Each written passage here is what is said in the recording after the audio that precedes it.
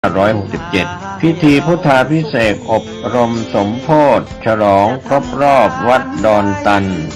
286 ปีถวายเสนาสนะศาลาบำเพ็ญบุญศรัทธาอุปถัมภ์ห้องน้ำกำแพงวัดหอเสื้อวัดดอนตันปอยเถาะและทำบุญอายุวัฒนมงคลทอดถวายณวัดดอนตันตำบลเหมืองแก้วอำเภอแม่ริมจังหวัดเชียงใหม่ตรงกับวันเสาร์ที่ 6 เมษายน พุทธศักราช 2567 พิธีบวงสรวงใหญ่มหามงคลในวันอาทิตย์ที่ 7 เมษายน พุทธศักราช 2567 พิธีพุทธาภิเษกถวายเสนาสนะและวันมหาสิทธิโชคก็ขอเชิญชวนผู้ใจบุญใจกุศลร่วมงานทำบุญทอดผ้าป่าสามัคคีของวัดดอนตันตำบลเหมืองแก้วอำเภอแม่ริมจังหวัดเชียงใหม่ 6 และ 7 เมษายน พุทธศักราช 2567 โดยพร้อมเพรียงกันกระทำความดีเรื่องนี้ไม่ต้องอายใคร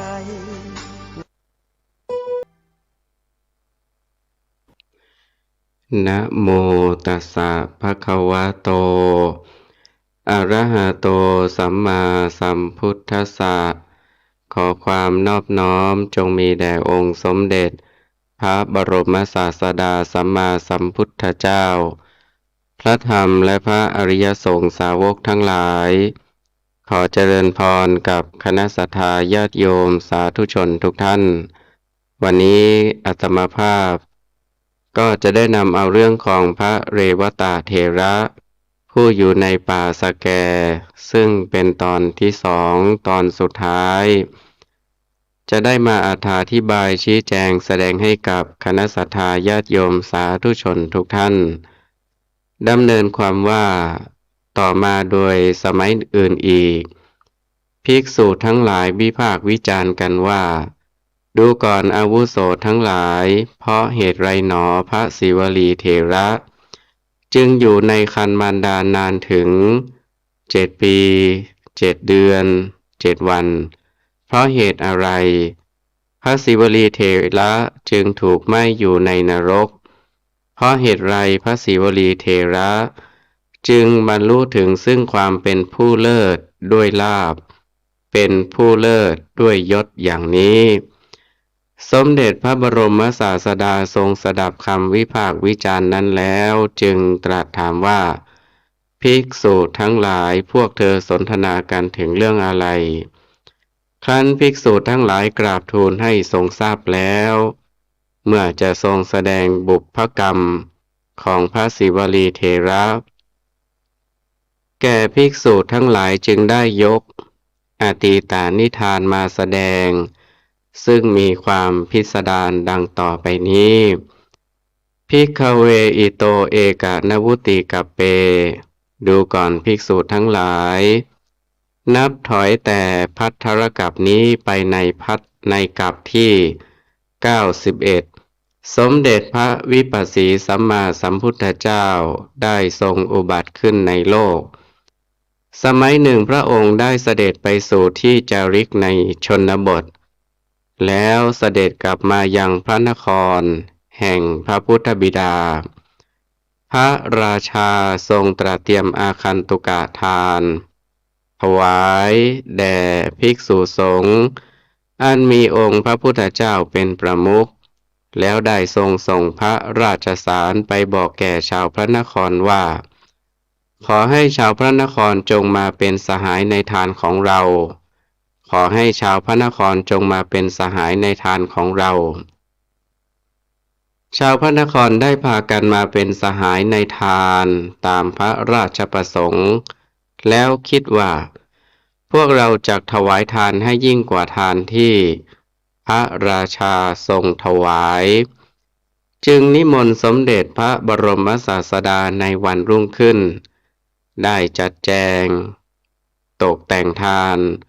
แล้วได้ส่งสารไปกราบทูลพระราชาให้ทรงทราบพระราชาเสด็จมาร่วมเป็นสหายเห็นทานของชาวพระนครแล้วมีพระราชดำริว่าเราจักถวายทานให้ยิ่งกว่าทานของชาวพระนครนี้วันรุ่งขึ้น จึงนิมนต์สมเด็จพระบรมศาสดาอีกพระราชาไม่ทรงสามารถจะ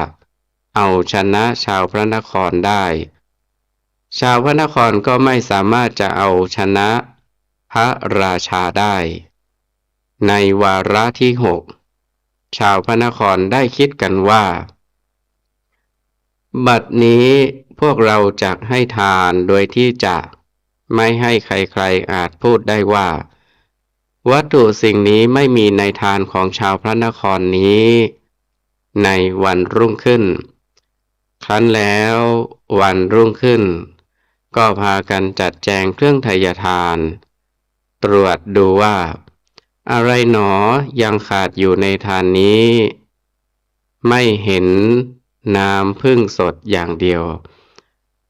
ส่วนน้ำผึ้งสุกนั้นมีอยู่เป็นอันมากชาวพระนครจึงได้จัดให้คนเตรียมทรัพย์ 4,000 กหาปณะแล้วส่งไปคอยดักซื้อน้ำผึ้งสดอยู่ที่ประตูพระนครทั้ง4ครั้งนั้นยังมีชาวชนบทคนหนึ่งเดินทางมายังพระนครเพื่อจะเยี่ยมนายอำเภอได้เห็นรวงผึ้งมิ้มในระหว่างทางจึงไล่ตัวผึ้งให้หนีไปแล้วตัดกิ่งไม้ถือเอารวงผึ้งมาพร้อมด้วยด้ามไม้เข้าสู่พระนครด้วยตั้งใจว่าจักนำไปให้แก่นายอำเภอคนที่ไปคอยดักซื้อน้ำผึ้งเห็นคนชนบทถือรวงผึ้งมาดังนั้นจึงถามว่าพ่อมหาจำเริญผึ้งนั้นจะขายไหมคนชนบทตอบว่าไม่ขายดอกนายคนซื้ออ้อนวอนว่าเอาเถอะหน้ารับเอาทรัพย์1 กหาปณะนี้แล้วจะให้ผึ้งแก่เราจงให้ผึ้งแก่เราคนชนบทคิดว่ารวงผึ้งนี้ราคาแม้เพียงบาทเดียวก็ไม่ถึงแต่คนนี้ให้เราตั้ง1 กหาปณะเห็นจะมีกหาปณะมากเราควรจะโกงราคาขึ้นขณะนั้นคนชนบทจึงพูดกับคนซื้อนั้นว่าข้าพเจ้าไม่ขายคนซื้อพูดว่าถ้าเช่นนั้นจงเอา2 กหาปณะคนชนบทพูดว่าแม้2 กหาปณะข้าพเจ้าก็ไม่ขายเขาได้โกงราคาขึ้นโดยทำนองนี้จนคนซื้อนั้นมอบทรัพย์ให้หมดทั้งห่อพร้อมกับพูดว่าถ้าเช่นนั้นจงรับเอาทรัพย์1,000 กหาปณะนี้ขณะนั้นคนชนบทจึงพูดกับคนซื้อว่าท่านเป็นบ้าหรืออย่างไรหนอหรือว่าไม่มีที่ว่างพอที่จะใส่กหาปณะอย่างนั้นหรือผึ้งนี้ราคาแม้เพียงบาทเดียวก็ไม่ถึงแต่ท่านพูดว่าจงเอาทรัพย์1,000 กหาปณะไปแล้วให้แก่ข้าพเจ้านี่มันมีเหตุอะไรกันหรือท่านคนซื้อแถลงความจริงให้ฟังว่าพ่อมหาจำเริญเรารู้ดีอยู่แต่เรามีการงานที่จะ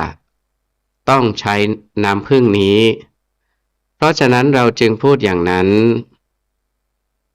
คนชนบทถามว่านายก็การงานอะไรกันเล่าคนซื้อบอกว่าเราได้ตระเตรียมถวายมหาทานแด่สมเด็จพระวิปัสสีสัมมาสัมพุทธเจ้ามีพระสงฆ์68,000เป็นพุทธบริวารในมหาทานนั้นยังขาดอยู่แต่น้ำผึ้งสดอย่างเดียวเท่านั้นเพราะฉะนั้นข้าพเจ้าจึงขอซื้อแพงถึงขนาดอย่างนี้คนชนบทพูดต่อรองว่าเมื่อมีความจำเป็นอย่างนี้ข้าพเจ้าจักไม่เอามูลค่าหากข้าพเจ้าจะได้ส่วนบุญในทานด้วยข้าพเจ้าจักให้เปล่า คนซื้อกลับไปบอกเรื่องนั้นแก่ชาวพระนครชาวพระนครนั้นครั้นทราบว่าคนชนบทนั้นเป็นผู้แรงด้วยศรัทธาจึงยินยอมว่าสาธุจงเป็นผู้มีส่วนบุญด้วยกันเถิดสาธุจงเป็นผู้มีส่วนบุญด้วยกันเถิดเตพุทธปมุขังภิกขุสังฆังชาวพระนครเหล่านั้นนิมนต์ภิกษุสงฆ์มีพระพุทธเจ้าเป็นประมุขให้นั่งณอาสนะแล้วพากันถวายข้าวยาคูและของเคี้ยวแล้วให้เอาถาดทองขนาดใหญ่มาแล้วบีบลวงผึ้งลงใส่ก็คนชนบทนั้นได้นำกระบอกนมส้มมาด้วยเพื่อเป็นของกำนันเขาจึงเอานมส้มนั้นลินลงในถาดกวนเข้ากับน้ำผึ้งนั้นแล้วได้ถวายแด่ภิกษุสงฆ์มีองค์พระพุทธเจ้าเป็นประมุขตั้งแต่ต้นแถวไปตลอดน้ำผึ้งนั้นทั่วถึงแก่ภิกษุผู้รับทั้งหมดอย่างพอเพียงแก่ความต้องการมิหนำซ้ำยังมีเหลืออยู่อีกน้ำผึ้งนิดหน่อยเท่านี้ย่อมถึงแก่ภิกษุทั้งหลายเป็นอันมากได้อย่างไรดังนี้อันใครๆไม่ควรคิดเพราะน้ำผึ้งนั้นทั่วถึงด้วยอานุภาพของพระพุทธเจ้าพุทธวิสัยเป็นสิ่งอันใครๆไม่ควรคิดเพราะวิสัยสี่อย่างพระพุทธองค์ตรัสไว้แล้วว่าเป็นอาจินไตยไม่ควรคิดในคัมภีร์จตุกนิบาตอังคุตรนิกายเมื่อผู้ใดคิดวิสัยสี่เหล่านั้นย่อมจะมีส่วนแห่งความเป็นคนบ้าฉะนี้แลโสปุริโสคนชนบทนั้นครั้นได้สร้างบุญญกรรมประมาณเท่านี้แล้วเมื่อสิ้นอายุไขก็ได้ไปบังเกิดในเทวโลกท่องเที่ยวอยู่ตลอดกาลเท่านั้นแล้วต่อมาสมัยหนึ่งจุติจากเทวโลกแล้วลงมาบังเกิดในราชตระกูลในเมืองพาราณสีคันพระราชบิดาเสด็จสวรรคตไปก็ได้ครองราชสมบัติสืบราชสันตติวงศ์ต่อมาพระราชานั้นครั้งหนึ่งได้เสด็จไปล้อมพระนครแห่งหนึ่งด้วยทรงปรารถนาว่าจักยึดเอาพระนครนั้นแล้วทรงส่งพระราชสารไปแก่ชาวพระนครว่าชาวพระนครทั้งหลายจงให้ราชสมบัติหรือให้การลบพุ่งแก่เราชาวพระนครตกลงกันว่าพวกเราจักไม่ให้ราชสมบัติและจักไม่ให้การลบพุ่งจึงพากันออกไปทางประตูเล็กแล้วขนเอาฟืนและน้ำเป็นต้น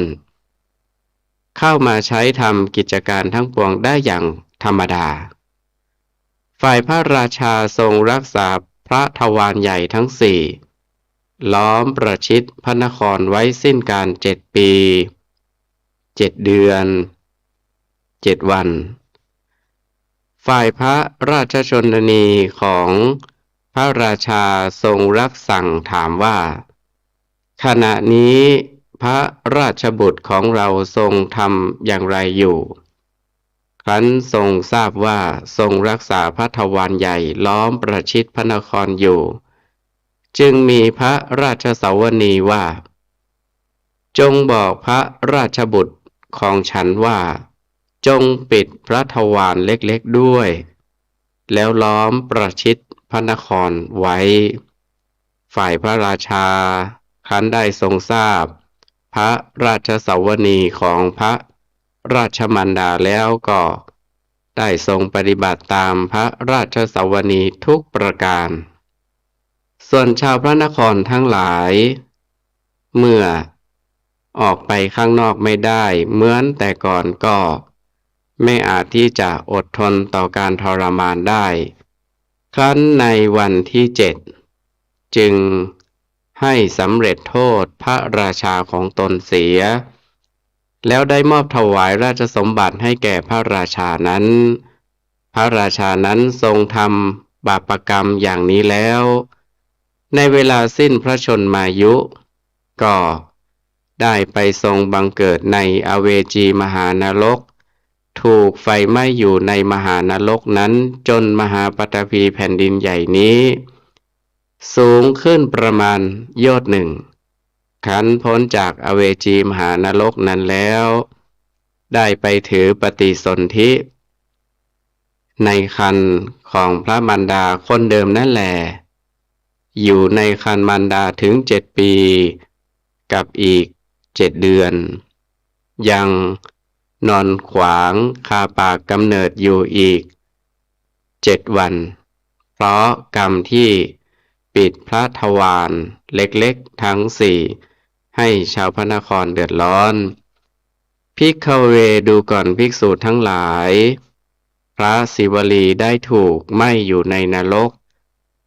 ตลอดการมีประมาณเท่านี้เพราะบาปกรรมที่ได้ไปล้อมยึด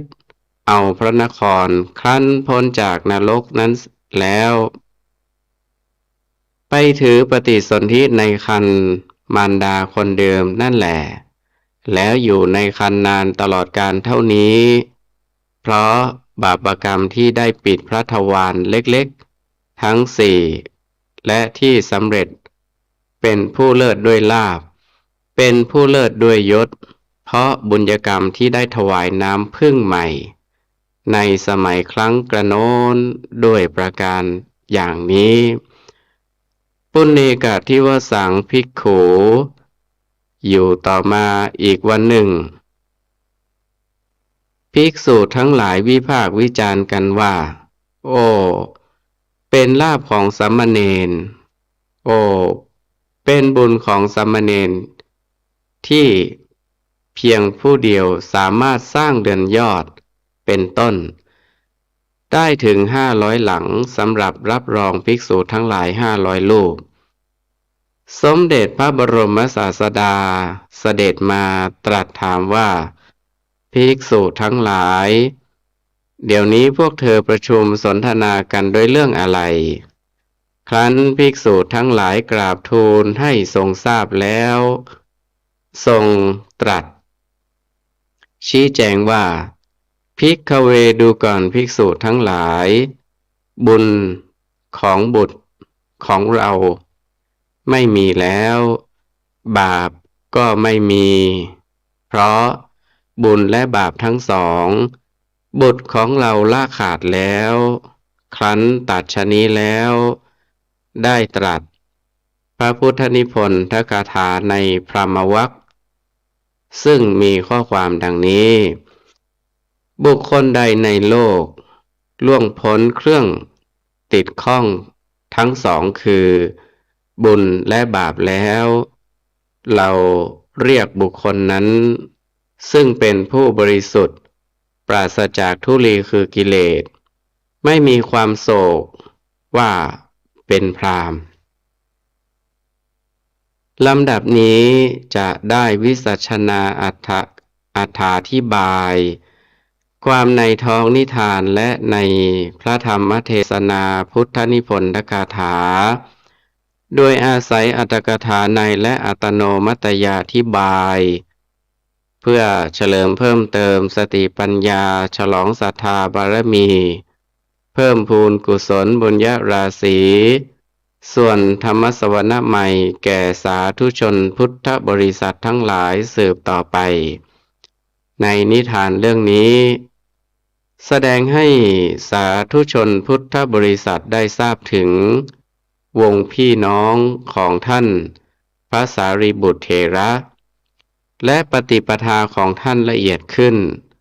โดยที่ท่านพระสารีบุตรเป็นพระมหาเถระชั้นผู้ใหญ่และมีความสำคัญในพระพุทธศาสนานับเป็นดุจรหัสเบื้องขวาของสมเด็จพระบรมศาสดาและถือว่าเป็นผู้อยู่ในฐานะแห่งบุพการี ของมวลพุทธบริษัททั้งหลาย ฉะนั้นจึงสมควรที่พุทธบริษัทจะพึงศึกษาชีวประวัติของท่านให้ทราบดีตามโอกาส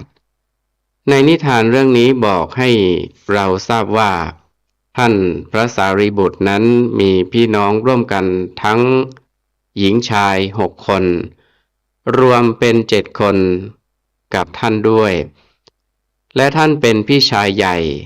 หรือเป็นบุตรคนหัวปีมีน้องสาว3 คนชื่อว่าจาลาชื่อว่าอุปจาราและชื่อว่าสีสุปจารามีน้องชาย3 คนชื่อว่าจุนทะอุปเสนะและเลวตะส่วนองค์ของท่านที่มีชื่อเมื่อเป็นคฤหัสถ์ว่าอุปติสสะครั้นบวชในพระพุทธศาสนาแล้วจึงได้นามใหม่ว่าสารีปุตตะที่เรียกกันตามสำเนียงไทยว่าสารีบุตรเพราะท่านเป็นบุตรคนโตของแม่สารีปฏิปทาของท่านพระสารีบุตรนั้นท่านเป็นผู้ใคร่ต่อการศึกษาหาความรู้และยินดีในการปฏิบัติธรรมครั้งแรกก็ไปศึกษาปฏิบัติอยู่ในสำนักของอาจารย์สัญชัยก่อนซึ่งนับเป็นคณาจารย์ที่มีชื่อเสียงคนหนึ่งในสมัยนั้นต่อมาได้พบกับพระอัสสชิเถระที่กำลังเดินบิณฑบาตอยู่ในพระนครราชคฤห์เมื่อได้ฟังธรรมย่อๆจากพระอัสสชิเถระก็เกิดความเลื่อมใสไถ่ถามถึงครูบาอาจารย์ทราบว่าเป็นสาวกของสมเด็จพระบรมศาสดาแล้วจึงลาอาจารย์สัญชัยพาบริวารมาถวายตนเป็นสาวกของพระสัมมาสัมพุทธเจ้าต่อมาภายหลังท่านก็ได้ชักจูงนำพาให้บรรดาน้องสาวและน้องชายออกบวชในพระพุทธศาสนาโดยลำดับเรวตากุมารซึ่งเป็นน้องคนเล็กหรือคนสุดท้องได้ออกบวชสู่พระพุทธศาสนาภายหลังดังมีข้อความปรากฏในท้องเรื่องแล้วสรุปว่าพระสารีบุตรเถระนั้นเมื่อได้ประสบพบอมตะสมบัติด้วยตนเองแล้วภายหลังได้พยายามใช้กุศโลบายชักจูงนำพาบรรดาน้องหญิงน้องชายให้ได้ประสบพบอมตะสมบัติด้วยกันหมดทั้งสิ้นซึ่งเป็นปฏิปทาที่ควรอนุโมทนาสาธุการและควรนำมาเป็นเครื่องเตือนใจแก่สาธุชนพุทธบริษัทให้ถือเป็นหลักปฏิบัติสืบกันไปมีข้อที่น่าสังเกตอยู่ประการหนึ่งว่าคนที่มีบุญวาสนาบารมี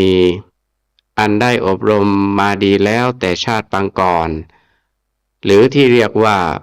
มีอินทรีย์แก่แล้วนั้นถึงแม้ว่าจะไปตกอยู่ในเครื่องแวดล้อมกีดกันสักเท่าไหร่ก็ตามแต่พอได้ประสบกับความจริงเพียงเล็กน้อยเท่านั้นก็ได้สติสัมปชัญญะรู้เท่าทันตามกฎธรรมดาเกิดความสลดสังเวชทันทีเปรียบเสมือนผลไม้ที่แก่ได้ที่แล้วพอบ่มก็สุกทันทีฉันนั้นข้อว่ามีอินทรีย์แก่นั้นอินทรีย์ได้แก่ธรรม5 ประการคือศรัทธาความเชื่อวิริยะความเพียรสติความระลึกสมาธิความมีจิตมีอารมณ์เดียวปัญญาความรู้แจ้งสภาวะธรรมคำว่าแก่คือได้แก่ได้การอบรมด้วยการปฏิบัติติดต่อกันมาหลายชาติ จนศรัทธาวิริยสติสมาธิปัญญาแก่กล้าขึ้นเป็นประจำในจิตตสันดานทำให้เป็นคนมีความเชื่อมั่นในสิ่งที่มีเหตุมีผลมีความพยายามกล้าหาญมากมีสติรอบคอบดีมีจิตใจมั่นคงหนักแน่นมีปัญญาสุขุมลึกซึ้งทั้งนี้จะปรากฏเกิดมาพร้อมแต่กำเนิดหรือที่เรียกว่ากรรมพันธุ์เป็นสิ่งที่ใครๆจะหยิบยกให้กันไม่ได้ภายหลังจากการเกิดมาแล้วเพราะต้องอาศัยการเวลาที่ได้ค่อยๆสร้างมาโดยลำดับการเปรียบเสมือนต้นไม้ผลหรือต้นไม้ดอกเมื่อมันยังไม่ถึงการเวลาจะบังคับให้มันแก่จนถึงผลิดอกออกผลให้ตามใจปรารถนาของตนนั้นหาไม่ได้ต้องรอให้มันสร้างคุณภาพของมันค่อยๆเจริญเติบโตขึ้นตามกาลเวลาของมันจนได้ที่มันจึงจะผลิดอกออกผลครั้นถึงคราวที่มันจะผลิดอกออกผลแล้วจะห้ามกันอย่างไรก็ไม่ได้ข้อนี้มีอุปมาฉันใดคนเรานี้ก็ฉันนั้นเมื่อได้สร้างบารมีอบรมอินทรีย์มาจนแก่กล้าได้ที่แล้วจะหาเครื่องแวดล้อมมาผูกมัดไว้อย่างไรเพื่อมิให้ได้ออกไปทำความดีเพื่อมรรคผลนิพพานนั้นหากีดกั้นได้สำเร็จไม่เพิ่งเห็นตัวอย่างเรวตกุมารน้องชายคนเล็กของท่านสารีบุตรในเรื่องนี้มารดาคิดว่าผูกมัดให้อยู่ในคฤหัสถ์วิสัยด้วยการจับแต่งงานเสียตั้งแต่เมื่อยังเด็กๆเพื่อกีดกันมิให้ออกบวชตามพี่ชายและพี่สาวแต่ในที่สุดเรวตกุมารก็ซึ่งมีอายุเพียง7 กว่าปีเท่านั้นพอได้ยินคำว่าธรรมะที่คุณยายเห็นมาแล้วเท่านั้นก็เกิดเป็นอารมณ์สะเทือนใจใคร่จะทราบขึ้นมาทันทีทั้งนี้ก็เพราะมีอินทรีย์หรือปัญญาแก่กล้านั่นเองพอได้เห็นคุณยายซึ่งแก่มากอายุ120 ปีฟันหักหมดผมหงอกขาวหนังก็เหี่ยวเป็นเกลียวไปหมดตกกระไปทั่วทั้งตัวดังนั้นจึงได้ความคิดจึงถามขึ้นว่ากุมาริกาซึ่งเป็นเจ้าสาวนี้จะเป็นเหมือนคุณยายนี่ไหมเมื่อผู้ใหญ่ตอบว่าถ้าอายุยืนก็จักเป็นเช่นเดียวกันนี้เพียงเท่านี้ก็ได้สติสัมปชัญญะกำหนดรู้เท่ากฎธรรมดาเกิดความกลัวสลดสังเวชขึ้นเองโดยไม่มีใครแนะนำจนตัดสินใจเด็ดขาดด้วยกำลังแรงแห่งอินทรีย์ว่าจะต้องหลบหนีไปบวชให้ได้และมีความเห็นไปว่าพี่อุปติสสะของเราคงจะได้พบเห็นอย่างนี้มาแล้วครั้นแล้วด้วยอำนาจพลังแรงแห่งอินทรีย์นั้นก็ได้หลบหนีออกบวชสำเร็จสมดังปรารถนาดังวิสัชนามาแล้วในท้องนิทานเมื่อเรวตกุมารบวชเป็นสามเณรแล้วท่านสารีบุตรได้ทราบเรื่องมีความประสงค์อยากจะไปเยี่ยมน้องชายจึงกราบทูลลาสมเด็จพระบรมศาสดาถึง 3 ครั้ง ครั้งแรกไม่ทรงอนุญาตให้งดไว้ก่อน ครั้งที่ 2ไม่ทรงอนุญาตเช่นกัน แต่ทรงรับสั่งว่า แม้เราก็จักไปด้วย ครั้งที่ 3เป็นเวลาปวารณาออกพรรษาแล้วพอดี สมเด็จพระบรมศาสดาทรงอนุญาต และพระองค์พร้อมทั้งภิกษุสงฆ์ผู้ตามเสด็จอีก500ก็เสด็จไปด้วย การที่สมเด็จพระบรมศาสดาไม่ทรงอนุญาต ให้พระสารีบุตรไปครั้งที่1และครั้งที่2นั้น เพราะพระองค์ทรงมีพระพุทธประสงค์จะเสด็จไปด้วย แต่ต้องรอให้เรวตสามเณรนั้น บรรลุพระอรหันต์เสียก่อน และให้ถึงฤดูเสด็จจาริกก่อน หรือเวลาออกพรรษาแล้ว ดังนั้นสมเด็จพระพุทธองค์จึงได้ทรงยับยั้งท่านพระสารีบุตรไว้ถึง2 ครั้งด้วยประการฉะนี้ มีข้อสังเกตอยู่อีกอย่างหนึ่งคือ ในหมู่ภิกษุสงฆ์พุทธบริวารนั้น ภิกษุบวชเมื่อแก่ก็มี และเป็นธรรมดาของคนที่แก่แล้ว เช่น มักจะมีความคิดวิปลาสคลาดเคลื่อนตามธรรมดาของสังขาร กล่าวคือในหมู่สงฆ์พุทธบริวารนนั้น ได้มีพระแก่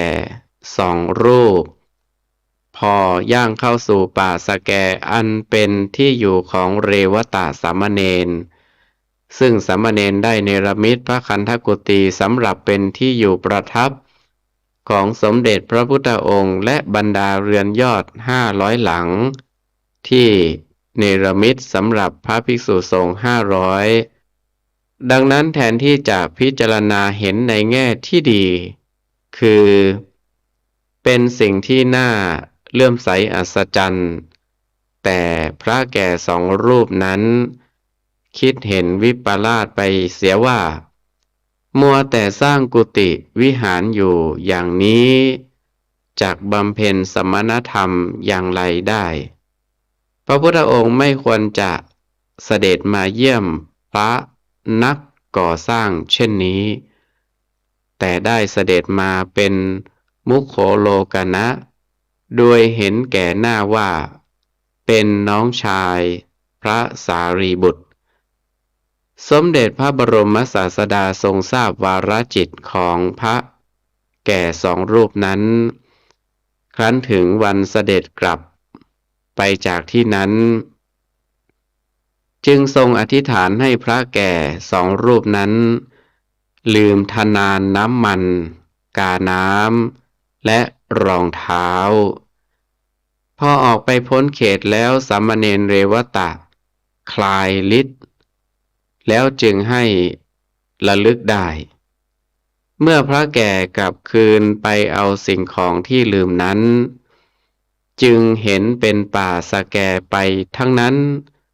ถูกน้ำสะแกทิ่มแทงเท้า เดินกระย่องกระแย่งไป และเห็นของที่ลืมนั้น ห้อยอยู่ที่ต้นสะแกต้นหนึ่ง หยิบเอาแล้วก็พากันกลับปลีกไป เมื่อสมเด็จพระบรมศาสดาเสด็จจาริกนำไปจนถึงวัดบุพารามมหาวิหาร อันมหาอุบาสิกาวิสาขาสร้างถวายณกรุงสาวัตถีแล้ว ที่พักอยู่วัดบุพารามนั้น พระแก่2 รูปนั้น ตื่นแต่เช้า ล้างหน้าแล้วรีบไป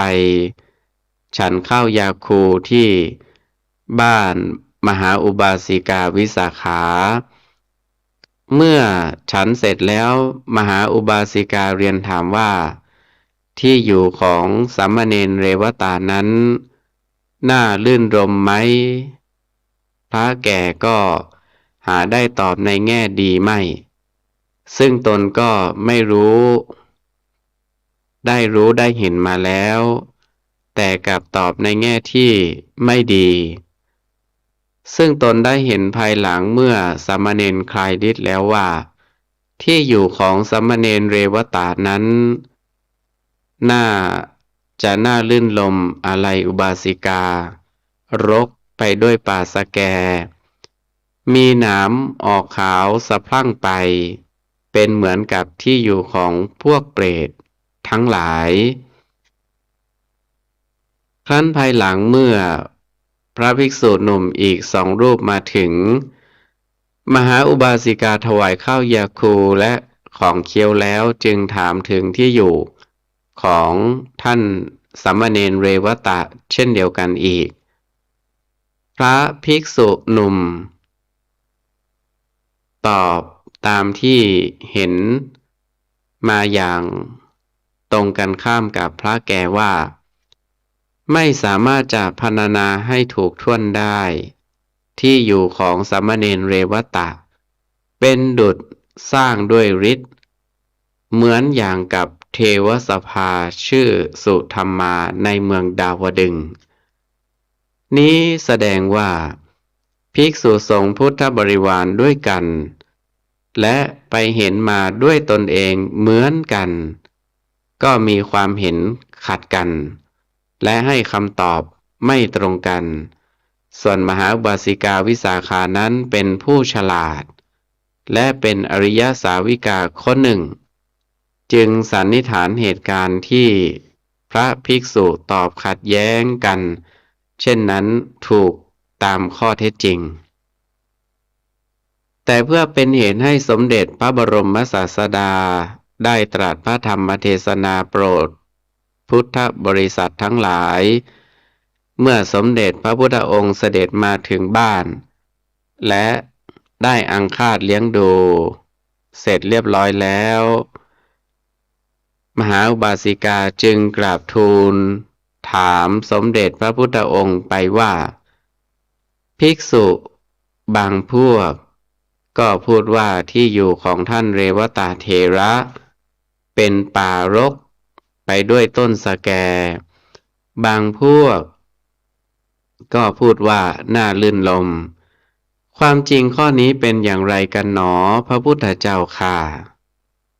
ครั้นสมเด็จพระบรมศาสดาทรงทราบเหตุดังนั้น และทรงประสงค์ที่จะตอบในทางที่เป็นธรรมปฏิบัติ จึงตรัสตอบว่า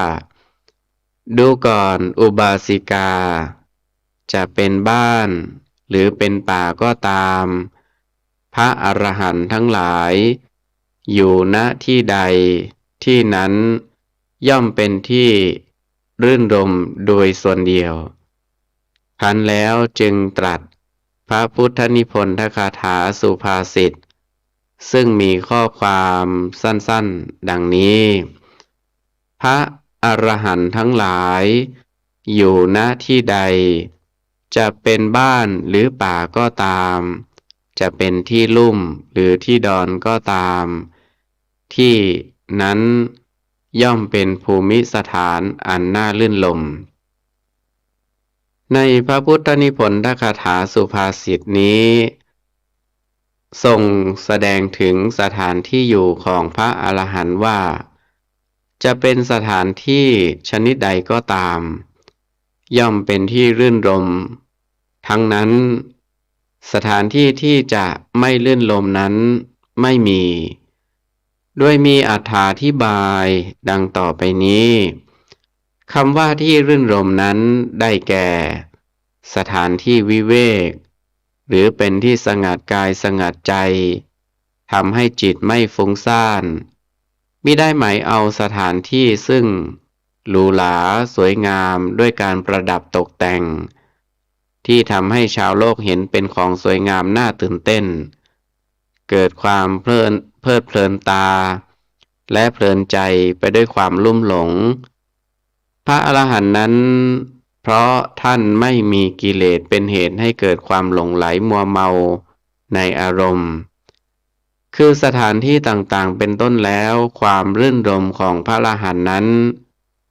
ย่อมเกิดจากความสงัดกายสงัดใจเพราะไม่มีกิเลสเข้ารบกวนดังนั้นท่านจึงไม่ได้มีความรื่นรมเพราะอาศัยได้สถานที่อันหรูหราสวยงามเป็นเหตุเพราะฉะนั้นพระอรหันต์นั้นท่านจะอยู่บ้านหรือจะอยู่ป่า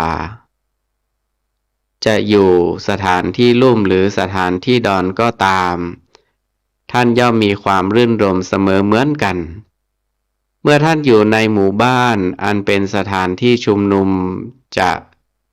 ไม่ได้กายวิเวกเพราะตาเห็นหูได้ยินเป็นต้นก็ตามแต่ถึงอย่างนั้น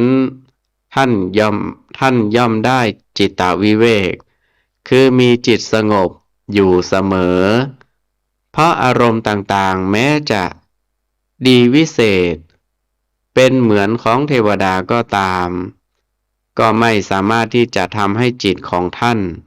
หวั่นไหวกวัดแกว่งไปตามได้อาศัยเหตุนี้สมเด็จพระบรมศาสดาจึงตรัสพระธรรมเทศนาโดยไม่ทรงถือเอาสถานที่เป็นสำคัญเหมือนอย่างภิกษุแก่กับภิกษุหนุ่มให้คำตอบแก่มหาอุบาสิกานั้นโดยทรงถือหลักจิตใจที่สงบแล้วเป็นประมาณว่าพระอรหันต์ทั้งหลายอยู่ณที่ใดจะเป็นบ้านหรือเป็นป่าก็ตามจะเป็นที่ลุ่มหรือที่ดอนก็ตามที่นั้นย่อมเป็นภูมิสถานอันรื่นรมด้วยประการฉะนี้อันหนึ่งดังเป็นที่ปรากฏแล้วว่าการที่สมเด็จพระบรมศาสดาพร้อมด้วยภิกษุสงฆ์พุทธบริวารเสด็จจาริกสู่ทางกันดารครั้งนั้นจะเป็นเวลากำลังเดินทางอยู่นับเป็นเดือนก็ดีจะเป็นเวลาพักอาศัยอยู่กับเรวตสามเณรเป็นเวลาแรมเดือนก็ดีต่างก็ได้อาศัยบุญบารมีเป็นพิเศษของพระศิวลีเถระในทางเป็นผู้มีลาภจะไปหน้าที่ไหนอยู่หน้าที่ใดก็ตามเป็นอันไม่อดไม่อยากจนสมเด็จพระบรมศาสดาทรงยกขึ้นเป็นเอตทัคคะในทางเป็นผู้มีลาภมากกว่าพระเถระทั้งหลายในพระพุทธศาสนาแม้ในสมัยปัจจุบันนี้พุทธศาสนิกชนทั้งหลายก็ยังพากันเคารพบูชาพระศิวลีเถระอยู่เป็นอันมากโดยเฉพาะจำพวกที่มีความปรารถนาลาภแล้วก็มักจะมีรูปพระศิวลีเถระไว้บูชาเป็นประจำบ้านหรือประจำตัวเสมอเป็นเรื่องที่นับถือสืบกันมาแต่ครั้งพุทธกาลแล้วแม้สมเด็จพระพุทธองค์ก็ทรงยกย่องพระศิวลีในทางมีลาภมากเพิ่งเห็นเมื่อครั้งพระอานันทเถระกราบทูลถามว่าทางที่จะไปสำนักสามเณรเดวตานั้นมีอยู่สองทางคือทางอ้อมมีหมู่บ้านอยู่ตามระยะทางส่วนทางตรงไม่มีหมู่บ้านมีแต่พวกเทวดาและอมนุษย์พระองค์จะทรงพระกรุณาโปรดให้ไปทางไหนสมเด็จพระบรมศาสดาตรัสว่าถ้าพระศิวลีมาด้วยก็ให้ไปทางตรงซึ่งหมายความว่าถึงจะไม่มีมนุษย์ก็จะไม่ลำบากด้วยอาหารบิณฑบาตเพราะพระศิวลีมาด้วยนอกจากนี้พระศิวลีเถระนั้นแปลกจากมนุษย์ธรรมดาอีกอย่างหนึ่งคืออยู่ในครรภ์มารดานานถึง7 ปี7 เดือน7 วันจึงได้คลอดเพราะฉะนั้นภิกษุทั้งหลายจึงยกมาเป็นเหตุ สนทนาวิพากษ์วิจารณ์กันว่า เพราะเหตุอะไรจึงได้เป็นอย่างนั้น สมเด็จพระบรมศาสดาทรงทราบแล้วเมื่อจะทรงแสดงเหตุให้ภิกษุทั้งหลายฟัง จึงได้ยกเอาเรื่องอติตนิทานของพระศรีวลีเถระขึ้นมาแสดง ดังมีข้อความละเอียดในท้องนิทานนั้นแล้ว อยู่ต่อมาอีกวันหนึ่งภิกษุทั้งหลายก็วิพากษ์วิจารณ์กันถึงเรื่องเรวตะสามเณรอีกว่า เป็นลาภของสามเณรเป็นบุญของสามเณรหนอที่เพียงแต่คนเดียวสามารถที่จะสร้างเรือนยอดเป็นต้นตั้งแต่500หลังสำหรับรับรองภิกษุทั้งหลาย500รูปสมเด็จพระบรมศาสดาทรงทราบแล้วทรงแสดงเป็นธรรมะแย้งมติของภิกษุเหล่านั้นว่า บุญของบุตรเราไม่มีแล้วบาปก็ไม่มีแล้วเพราะบุญและบาปทั้งสองบุตรของเราละขาดหมดแล้วซึ่งหมายความว่าพระอรหันต์นั้นไม่ทำบาปแล้วส่วนความดียังมีอยู่แต่ไม่เป็นบุญไม่เป็นกุศลเจตนาเป็นอัพยากตธรรมไปหมดครั้นแล้วจึงตรัสพระธรรมเทศนาในพรหมวรรคซึ่งมีข้อความว่าบุคคลใดในโลกนี้ล่วงพ้นเครื่องติดข้องคือบุญและบาปแล้วเราเรียกบุคคลนั้นซึ่งเป็นผู้บริสุทธิ์ปราศจากทุรีคือกิเลสไม่มีความโศกว่าเป็นพราหมณ์ดังนี้พระพุทธสุภาษิตนี้จะได้อธิบายในเรื่องของพระเรวตเถระในพรหมวรรคข้างหน้าต่อไปดังนั้นวันนี้อาตมาภาพก็ได้นำเอาเรื่องของพระเรวตเถระผู้อยู่ในป่าสะแกซึ่งเป็นตอนสุดท้ายมาอธิบายชี้แจงแสดงให้กับญาติโยมสาธุชนทุกท่านก็สมควรแก่เวลาขอยุติพระธรรมเทศนาไว้แต่เพียงเท่านี้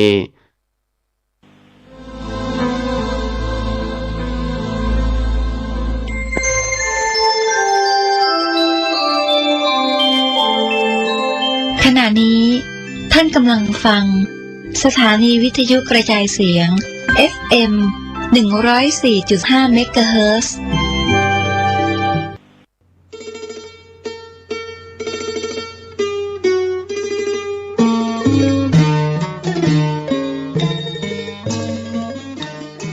ข่าวสารเพื่อการประชาสัมพันธ์ขอเชิญร่วมทำบุญทอดผ้าป่าสามัคคีบารมีธรรมในพิธีงานยกยอดฉัตรหลังคาวิหารวัดชัยสถานป่าเศร้าน้อยตำบลสันปุเรยอำเภอดอยสะเก็ดจังหวัดเชียงใหม่ตรงกับวันจันทร์ที่15 เมษายนพุทธศักราช 2567 ช่วงเช้า 9:30 น.วิหารวัดชัยสถานป่าเศร้าน้อยหลังจากคณะสงฆ์คณะศิษย์คณะศรัทธาของวัดชัยสถานป่าเศร้าน้อยภายในภายนอกร่วมกันบูรณะในช่วงที่ผ่านมาจึงมีกำหนดที่จะได้ยกยอดฉัตรหลังคาวิหารจันทร์ที่15 เมษายนพุทธศักราช 2567 ช่วงเช้า 9:30 น.เป็นต้นไปท่านที่จะสอบถามรายละเอียดและร่วมทำบุญติดต่อได้ที่พระครูประภัชชัยคุณเจ้าอาวาสวัดชัยสถานป่าเศร้าน้อยเจ้าคณะตำบลสันปุเรยเขต 2 อำเภอดอยสะเก็ดจังหวัดเชียงใหม่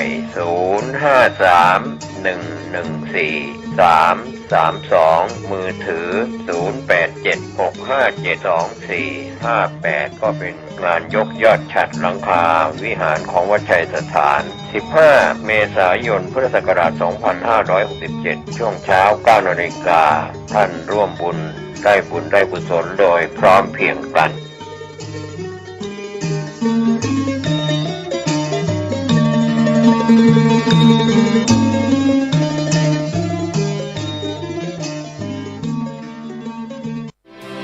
ประชาสามเณรทั่วไทย ที่เข้ามามีบุญทุกคน เปิดรับสมัครแล้วโครงการบวชสามเณรภาคฤดูร้อนปีที่ 19 ณ วัดห้วยตองสักอำเภอจอมทอง จังหวัดเชียงใหม่ หรือศูนย์และวัดใกล้บ้าน สามเณรเราก็สามณะ โครงการบวชสามเณรเพื่อส่งเสริมให้เด็กเยาวชนไทย มีศีลธรรม ว่าง่าย สอนง่าย เชื่อฟังพ่อแม่และครูอาจารย์ ปิดเทอมเติมธรรม ปิดเทอมนี้ว่างกันเลยจะชวนมาบวชสามเณร เป็นหน้าที่ของผู้ปกครองทุกท่านมาช่วยกันอบรม ให้เยาวชนลูกหลานของเรา ให้เป็นคนเก่งไปพร้อมๆกัน ต้องเป็นคนดีของครอบครัว ชุมชน รู้ภัยยาเสพติด เปิดรับสมัครจำนวนจำกัด ไม่เสียค่าใช้จ่ายตลอดการบวชรีบสมัครด่วนที่วัดห้วยตองสักรับจำนวนจำกัดโทรศัพท์สอบถาม 062 405